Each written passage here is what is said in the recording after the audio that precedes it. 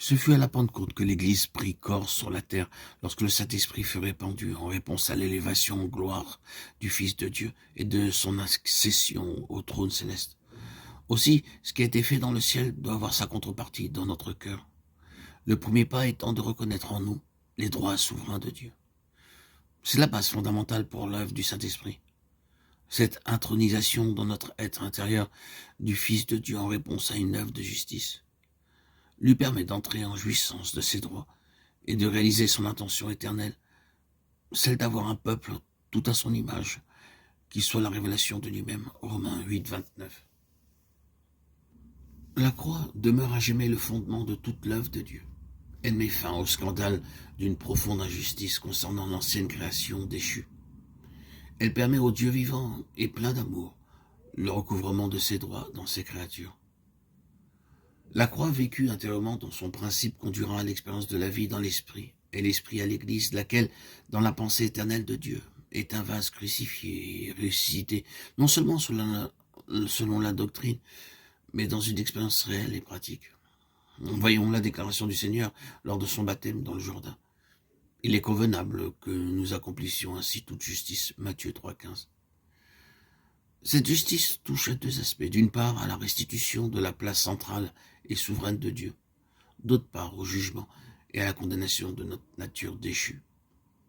Nous ne saurions atteindre le but dans notre vocation, à moins que sa place lui soit assurée, que nous approuvions sans réserve le verdict de Dieu à la croix sur notre vie propre, afin que Dieu obtienne par la vie de résurrection un homme entièrement nouveau, pourvu d'une nature céleste et spirituelle. L'âme doit passer par une crise de profond désespoir, devenir consciente de sa totale impuissance et incapacité. C'est par le chemin du désappointement, de nos échecs, que Dieu brise notre vie naturelle et que nos pensées, nos intentions sont révélées comme étant autres que les siennes. Car mes pensées ne sont pas vos pensées, et vos voix ne sont pas mes voix. Ésaïe 55:8. C'est par la croissance progressive de l'esprit que celui-ci affirme sa position d'autorité et oblige l'âme à céder, à se tenir dans les limites qui lui ont été assignées et à obéir à Dieu pour que prenne fin sa prétention de se gouverner elle-même. C'est donc par la résistance de l'esprit au moi de l'âme que Dieu brise la force de la vie psychique et met fin à son indépendance, à sa volonté de disposer d'elle-même. C'est de cette façon que l'esprit croissant en maturité vers l'état de fils assume les responsabilités de sa fonction et recouvre sa position originelle. Dieu connaît la profondeur de notre déchéance. Il voit ce que nous ne pouvons voir, ce qui, dans la trame de notre âme, est caché, dissimulé, dans les arcanes les plus secrets. Sans raison de ce que nous sommes, que nous avons à consentir à ce que la croix pénètre toujours plus profondément en nous, pour maintenir dans un baptême permanent de mort le moi crucifié, que s'établisse dans l'âme cette conscience qu'elle ne peut pas et ne doit pas. Ainsi, l'œuvre de la croix par le Saint-Esprit consiste à rétablir l'esprit et l'âme dans leur position et fonction. Il nous faut donc être très au clair quant au fait que nous ne pouvons servir aux intentions de Dieu par le moyen de notre âme.